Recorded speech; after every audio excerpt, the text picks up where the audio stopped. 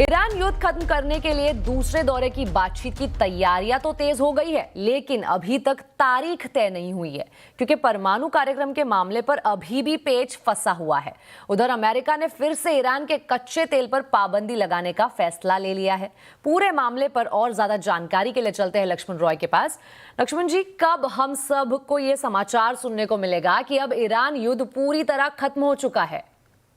देखिए, दरअसल हर कोई यही समाचार सुनना चाहता है और इसकी संभावना बढ़ती जा रही है, लेकिन जैसे जैसे संभावना बढ़ती जा रही है उसमें थोड़े बहुत पेंच निकलकर सामने आ रहे हैं। दूसरे दौर की बातचीत होगी, इसको लेकर तैयारियां हो रही हैं।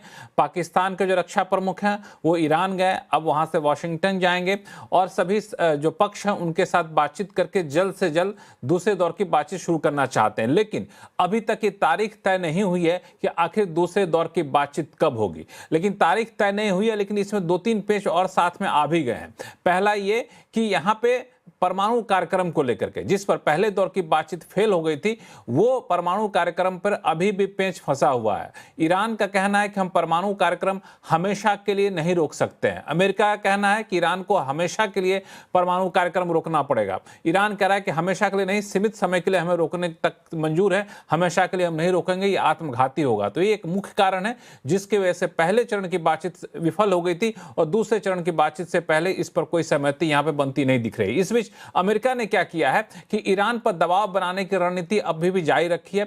अमेरिका ने ईरान के तेल पर जो पाबंदी लगी थी उस पाबंदी को आंशिक तौर पर हटाया था। वो हटाने की मियाद 19 तारीख को खत्म हो रही है, लेकिन उस मियाद को आगे नहीं बढ़ाया जाएगा, अमेरिका ने साफ कर दिया है। इसके लिए अमेरिका की तरफ से जो संबंधित विभाग है उसके तरफ से नोटिफिकेशन भी आ गया है। इसका मतलब यह हुआ कि ईरान के तेल जो है वो रूस या दूसरे देश नहीं खरीद सकेंगे। ये अपने आप में ईरान के लिए बहुत बड़ा झटका है, यानी ईरान पर पाबंदी वापस से लग जाएगी ऐसे समय में जब दूसरे दौर की बातचीत हम कर रहे हैं। तो मुझे लगता है ये एक ईरान पर दबाव बनाने की रणनीति है। दूसरा, लेबनान को लेकर के इजरायल लेबनान में अभी भी सीधी बातचीत नहीं हुई है जैसा कि ट्रंप ने दावा किया था। और तीसरी जो महत्वपूर्ण बात है वो ये है कि चीन ने राष्ट्रपति ट्रंप के उस दावे को खारिज कर दिया है जिसमें राष्ट्रपति ट्रंप ने कहा था कि चीन ईरान को हथियार की सप्लाई नहीं करेगा। इस बात का वादा किया है। चीन ने अब आधिकारिक तौर पर कहा है कि हमने ऐसा कोई वादा नहीं किया है, यह हमारा द्विपक्षीय संबंध होता है, इस पर कोई दखल नहीं दे सकता है। तो ये अलग अलग पहलू निकलकर सामने आ रहे हैं, लेकिन इंतजार इसी बात का है कि जल्द से जल्द दूसरे दौर की बातचीत हो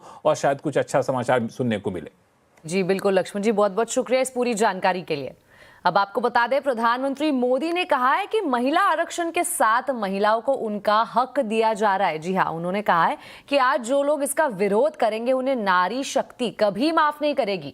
वहीं पीएम मोदी ने यह भी कहा कि उन्हें इसका क्रेडिट नहीं चाहिए और वो क्रेडिट का ब्लैंक चेक विपक्ष को देने की तैयारी में है। लेकिन जिस तरह से पिछले 3 दशक से कोई ना कोई बहाना बनाकर महिला आरक्षण को लटकाया गया है, अब इसका विरोध नहीं किया जाना चाहिए। पीएम मोदी ने सबसे अपील की कि एक साथ मिलकर महिला आरक्षण को पास किया जाना चाहिए। वहीं पीएम मोदी ने कहा कि इस पूरी प्रक्रिया से किसी के साथ भेदभाव नहीं होगा। पीएम ने कहा कि 2024 में जो कर नहीं पाए वो अब 2029 में उसे लागू किया जाए। अब 24 में संभव नहीं था क्योंकि इतने कम समय में करना मुश्किल था। अब 29 में हमारे पास अवसर है।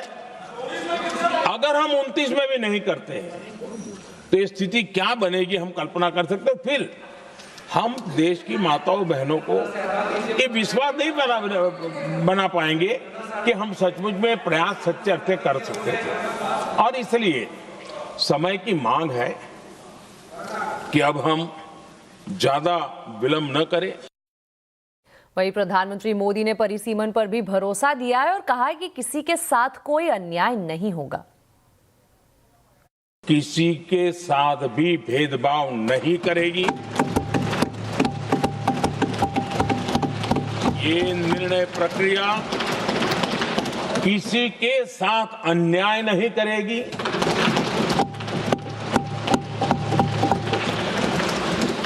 भूतकाल में जो सरकारें रही और जिनके कालखंड में जो परिसीमन हुआ और जो अनुपात उस समय से चला आ रहा है, उस अनुपात में भी कोई बदलाव नहीं होगा और वृद्धि भी उसी अनुपात में होगी।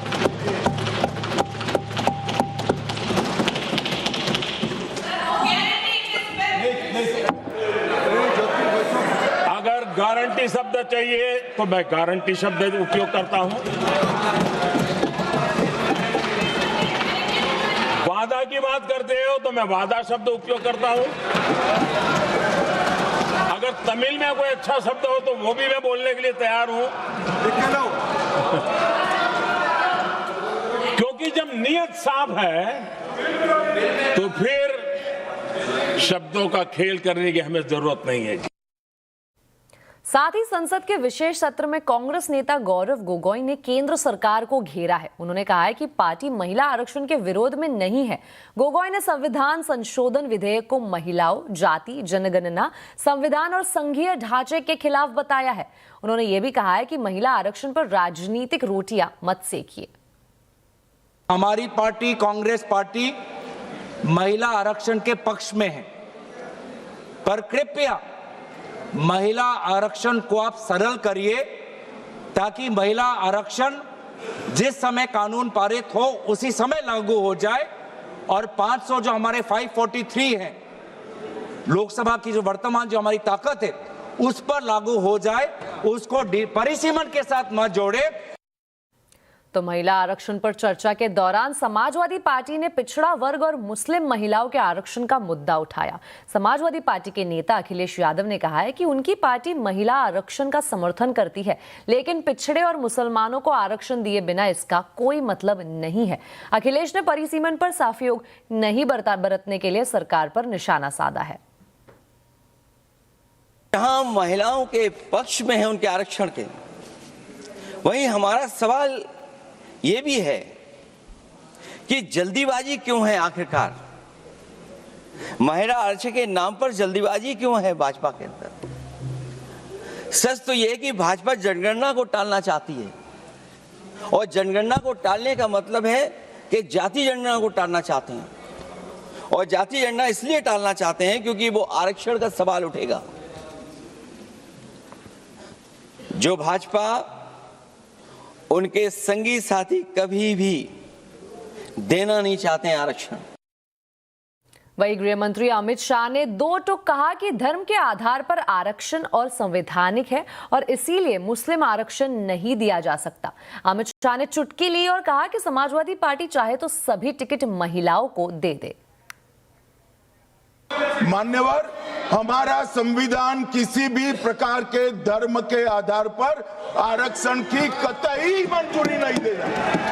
और मैं फिर से संकल्प सरकार का बताता हूं कि धर्म के आधार पर मुस्लिमों को किसी भी प्रकार का आरक्षण गैर संवैधानिक है, इसका सवाल ही पैदा नहीं। चले तो हमारे साथ इस वक्त जुड़े हैं लक्ष्मण रॉय। लक्ष्मण जी, सबसे पहले तो ये बताइए, महिला आरक्षण और परिसीमन बिल को लेकर विपक्ष आखिर उनको ऐतराज क्यों है और इससे क्या कुछ बदलने वाला है?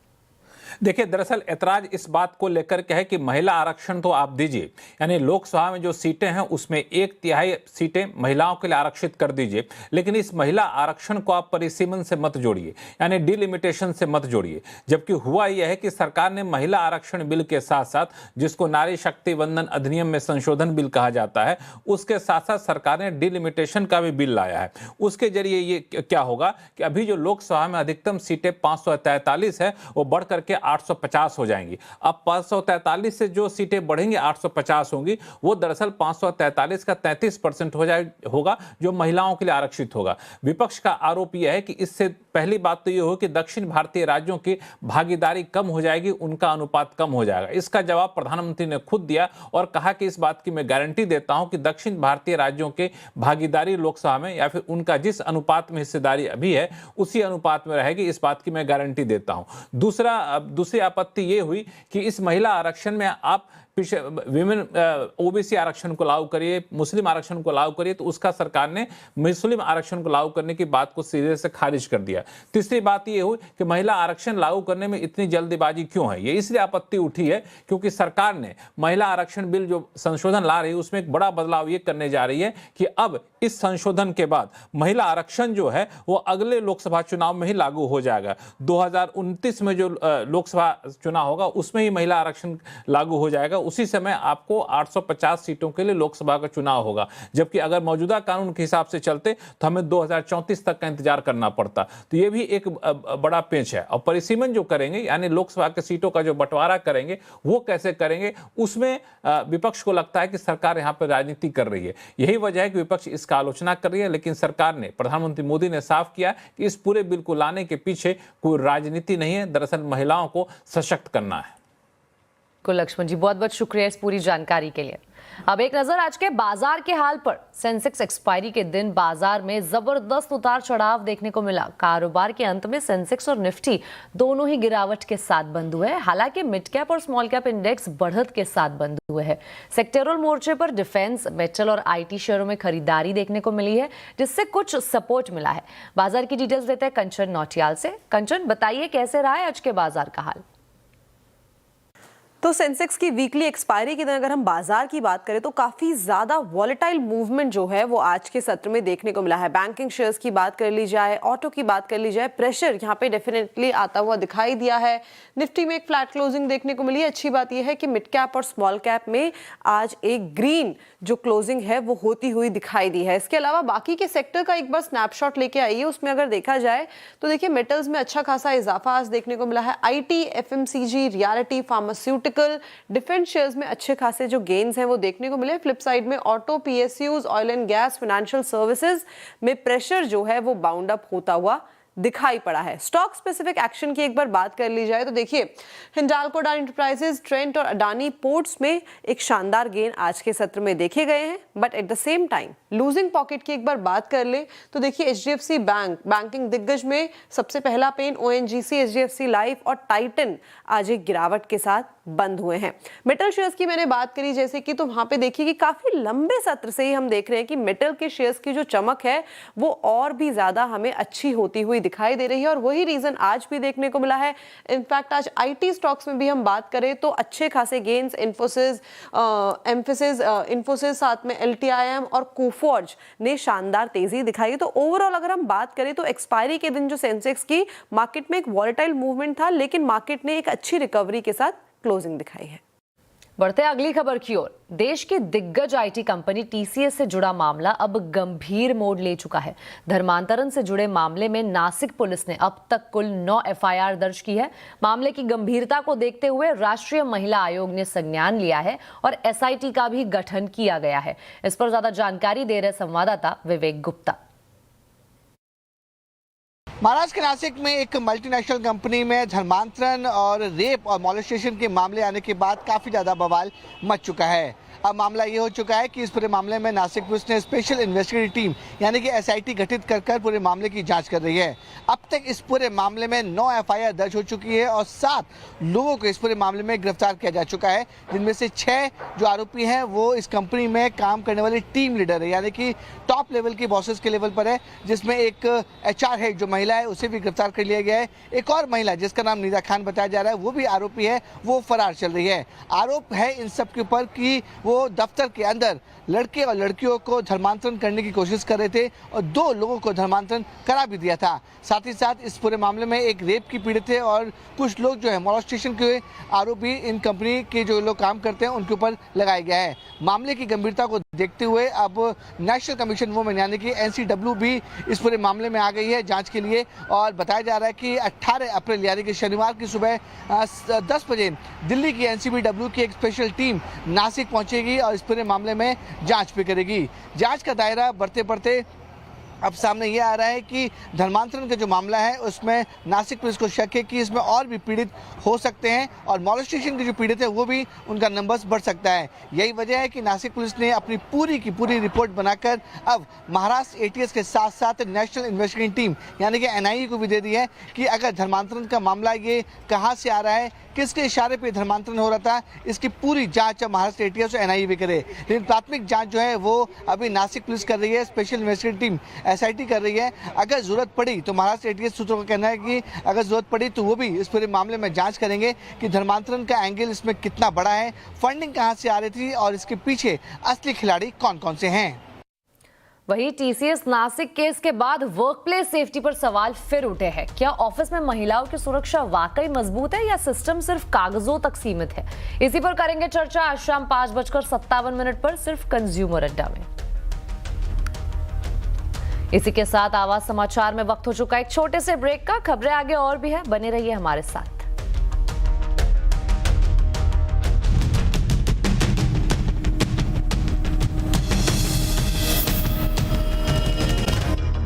गर्मी का सितम बढ़ने लगा है। महाराष्ट्र के कई जिलों में तापमान 44 डिग्री तक पहुंच गया है। मौसम विभाग ने अगले कुछ दिनों के लिए हीट वेव की चेतावनी जारी की है। कैसा है गर्मी का मिजाज और कब मिलेगी राहत, इस पर मौसम विभाग के वैज्ञानिक नरेश कुमार से बात की संवाददाता असीम मनचंदा ने। सबसे पहले महाराष्ट्र की बात करता हूँ। तापमान काफी बढ़ने लगा है, कई जिलों में 44 डिग्री तक पहुंच गया। कब तक ऐसा रहेगा? महाराष्ट्र में कई जगह जो टेम्परेचर्स हैं वो 43 डिग्री से ज़्यादा हैं और ऑलमोस्ट कह सकते हैं कि नियरली हीट वेव के ग्रिप में है। जिसके लिए अगर आप जो मैप देखेंगे तो हमने ऑलमोस्ट पूरा जो आप देखेंगे मध्य महाराष्ट्र, मराठवाड़ा, वहाँ पे हमने हीट वेव का वार्निंग दिया है। इसके अलावा कोंकण में हमने हॉट एंड ह्यूमिड का वार्निंग दिया। वहाँ ह्यूमिडिटी भी हायर साइड रहता है और इसके लिए वहाँ हमारा हॉट एंड ह्यूमिड का वार्निंग है।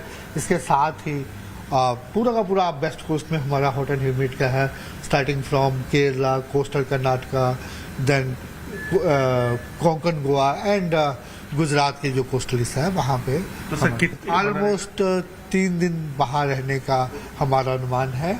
उसके बाद थंडरस्टॉर्म एक्टिविटी होने की पॉसिबिलिटी है। जो भी है मार्जिनल हीट वेव है।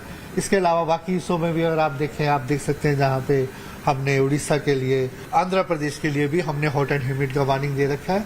इसके अलावा पॉसिबिलिटी है छत्तीसगढ़ के लिए और ईस्ट एमपी के लिए, वहाँ भी हीट वेव हो सकता है, लेकिन मार्जिनल हीट वेव ही है। ऐसा बहुत ज़्यादा अलार्मिंग सिचुएशन नहीं है। सर, अगर मैं दिल्ली एनसीआर की बात करूँ तो अभी तापमान बढ़ने लगा है, 38-40 के आसपास पहुँच गया। कब कैसा रहेगा वहाँ पे? देखिए, टेम्परेचर जैसे कल भी था ऑलमोस्ट 39-41 के बीच में, अब 1 डिग्री और बढ़ सकता है। आने वाले 3 दिन ऑलमोस्ट सिमिलर सिनेरियो रहेगा। उसके बाद 19 को हम मान रहे हैं कि थोड़ा हो सकता है क्लॉडी रहे।